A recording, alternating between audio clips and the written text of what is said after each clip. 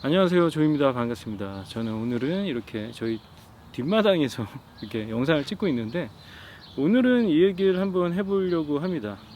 도대체 미국에 사는 게 왜 힘든지에 대해서 한번 얘기를 해보도록 할게요. 그러니까 제가 이전까지는 관광객 모드로 살아왔기 때문에 관광객 모드로 살면서도 힘들었거든요. 예.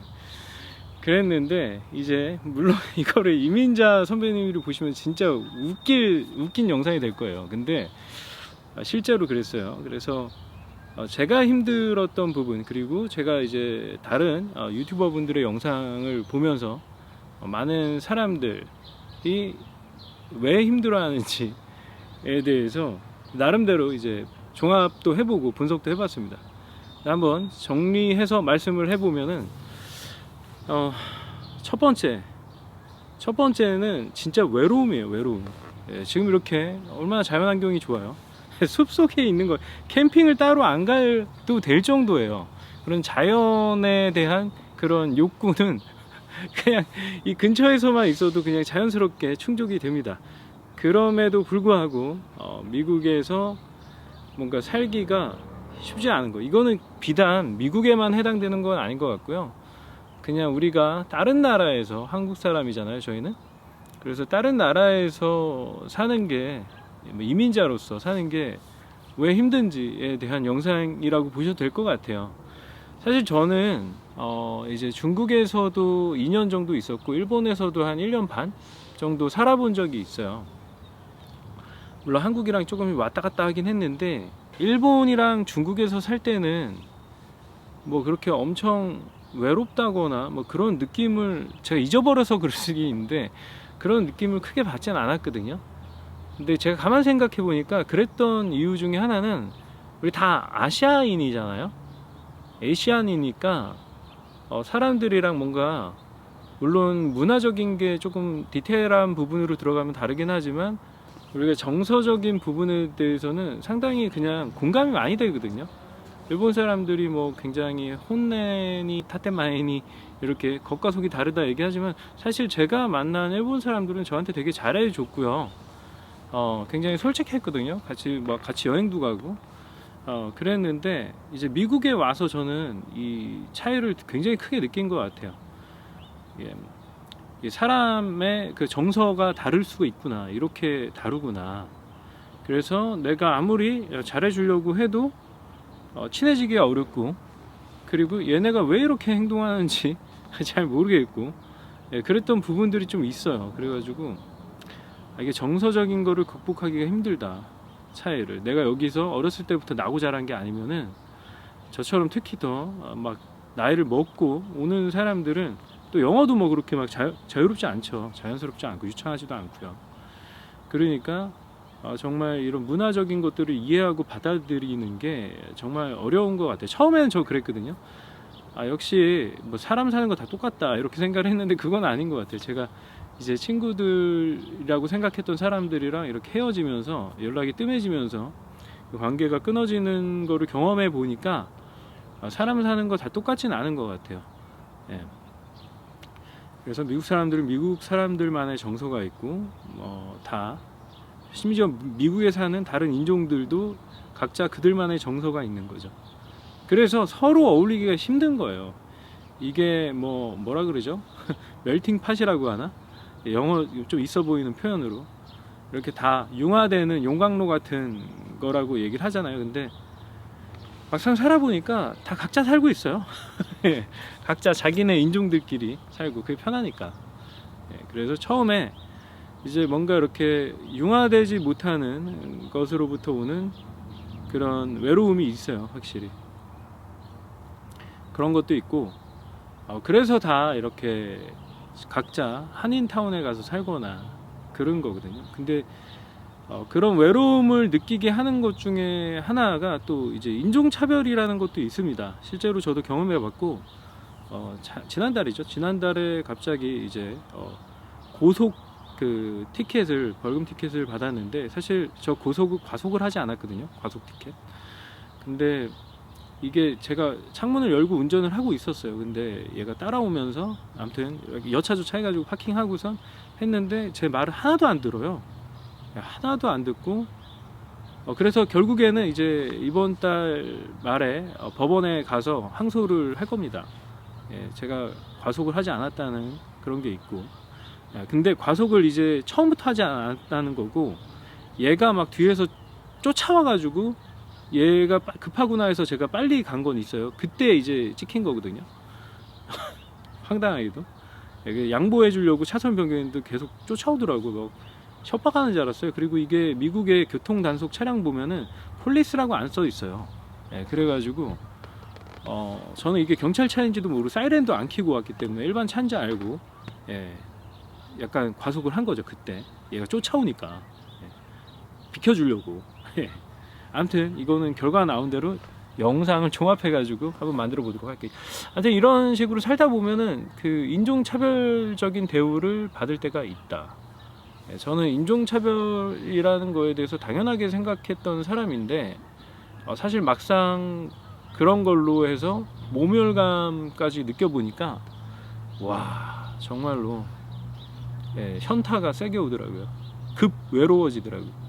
야, 내가 이거 한국을 벗어나서 한국에 가면은 친절하게 벌금도 얼마 안 하고 막 그러는데, 이렇게 이렇게 약간 모멸적인 대우를 받으면서 제가 막 설명하려고 했거든요. 설명도 듣고 싶고 그랬는데 제 말은 다 끊어버리고 지 할 만 하고선 딱지 딱 주고 가더라고요. 아무튼간에 그런 경험이 있었습니다. 그래서 만약에 이게 직장인이나 학생이었는데 뭐 교수나 상사로부터 동료들한테 이런 모멸감을 인종이 다르다는 이유로 느낀다면은 현타가 엄청 올 것 같아요. 상처받을 것 같아요. 저도 진짜 너무 상처돼가지고 이게 정당한 그 경찰의 그런 태도인지 궁금해가지고 레딧에 올렸거든요. 근데 그게 거기에 댓글로 그런 댓글이 많이 달리더라고요. 이거 인종차별인 것 같다. 제가 카메라를 켜기 전에는 더 훨씬 루드하게 그거죠, 예의 없게 저한테 했었는데, 카메라 켜니까 조금 가라앉은 게 굉장히, 그것만 봐도 굉장히 모멸적인 그런 경험을 했었습니다. 아무튼 그래요. 아무래도 여기는 남의 나라잖아요. 아무리 미국이 다인종 국가라고 해도 백인들이 우세하고, 특히 로체스터 같은 경우는 한국인이 1%도 안 돼요. 300명? 그 정도밖에 안 되기 때문에 여기가 그래도 한 65만 명 정도 되는데 거기에 한 3,400명밖에 안 되는 겁니다, 한국인들이. 그러니까 얼마나 힘이 없어요. 만만한 거죠, 그냥. 그래서 그런 걸 경험하면서 한인타운으로 이주를 하거나 한국 사람들이 많이 모여 사는, 아무래도 그런 한국 사람들이 많이 모여 사는 지역에 근무하는 경찰들이 그렇게 마음대로 못해요. 함부로 못합니다. 그렇죠. 아무래도 여기서는 백인들이 많기 때문에 백인들이 힘이 센 거죠. 그럴 수밖에 없잖아요.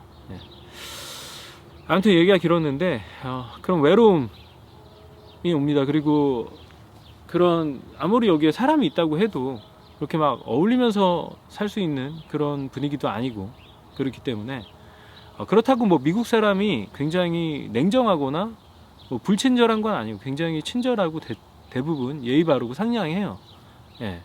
딱히 이해관계가 없으면. 제가 이제 미국에 와서 미국 사람 되게 친절하다, 막 자전거 타고 가면 막 다 이렇게 비켜주고 그런 거 되게 좋다 했는데, 그러면서 제가 역시 미국도 다 사람 사는 데구나 라고 했는데, 어떤 저희 패친이 댓글로 이해관계가 걸리면 달라질 겁니다 라고 얘기했는데 맞더라고요. 맞습니다. 다 사람들. 그래서 조금 이제 사람 사귀면서도 상처도 조금 받고 그러다 보니까 생각이 많이 바뀌었어요. 그래서 결국에는 미국에서 이민자로 살려고 마음을 먹으면은 그 로컬이 되는 거잖아요. 그렇죠? 근데 결국에는 그 로컬들과 경쟁도 해야 되고 일자리를 구하거나 뭐 사업을 하든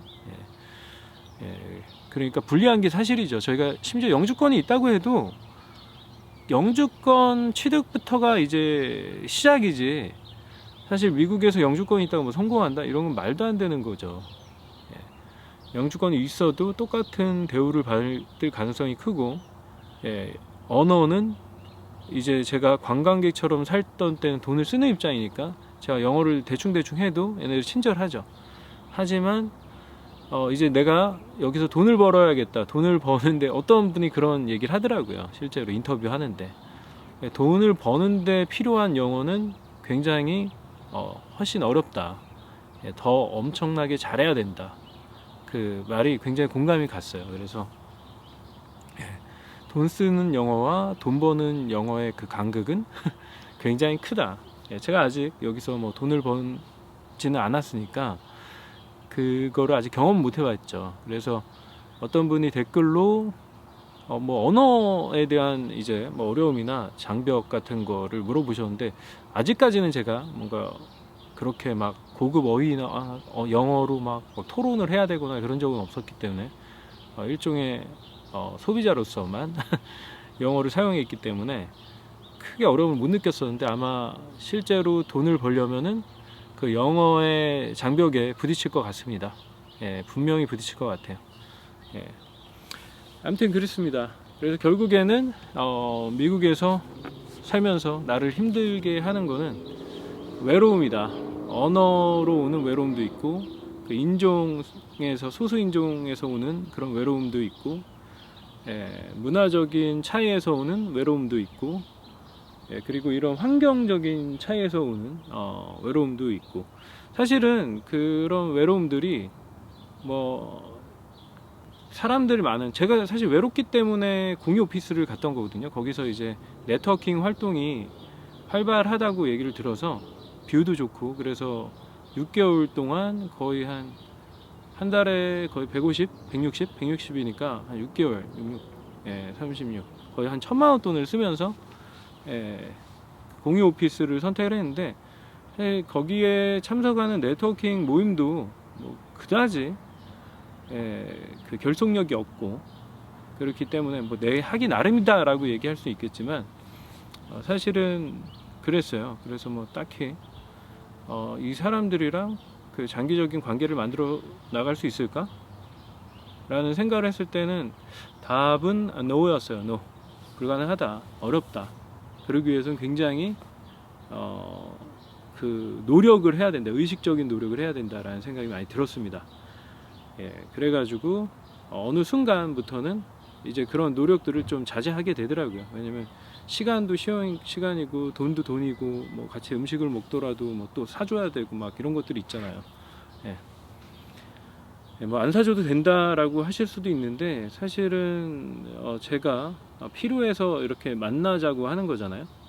그러는데 뭐 한국식 마인드를 제가 갖고 있기 때문인지 자꾸 사게 되더라고요. 그러다 보니까 이건 뭐 이렇게 계속, 얘네도 이제 또 뭐 당연하게 생각하는 것 같고, 그러기 때문에 굳이 이러면서까지 인간관계를 해야 되나 여기서? 그러니까 또다시 외로워지고, 그거의 반복이었던 것 같습니다. 그래서 아무튼간에 미국에서, 외국 해외에서 뭔가 정착하면서 잘 사는 분들은 제가 정말 리스펙합니다.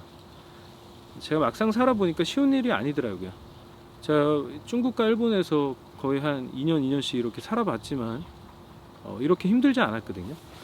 근데 미국에서 사니까 그 힘듦이 확실히 달라요. 그 소수 인종으로서 오는 그런 외로움, 참을 수 없는 외로움, 그런 게 많이 듭니다. 그러니까 제가 지금 여기 이렇게 한국말로 떠들고 싶은 거예요. 한국 사람도 없고, 그러다 보니까 이렇게 유튜브로 여러분들한테 하소연하는 영상들을 계속 만들고 있는 거죠. 이거는 저뿐만이 아닐 거예요. 이제 특히 혼자 미국에 오거나, 근데 성격이 조금 내성적이야, 그러면 진짜 친구 사귀기 힘들거든요.